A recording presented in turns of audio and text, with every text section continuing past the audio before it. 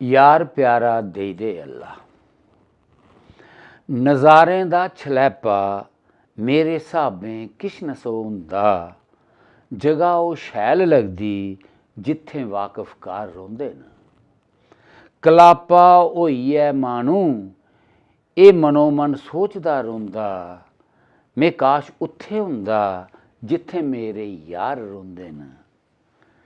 ऐश महलें दी जां मेलें दी अनमुख खड़मल्ली दिला दा इकलापन लेश मात्र नहीं हरी सकदी। मरूथल दे एकांता इच याद यारा दी कल्ली अगर सुच्ची होऐ तां मानू गी ऐ खुश करी सकदी।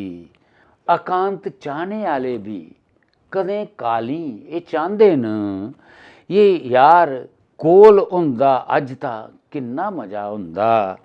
उसी ओह् आखदे कलापै खिन असेंगी भांदे न, पर बिजन यारा दै एकांत भी यारो बुरा होंदा।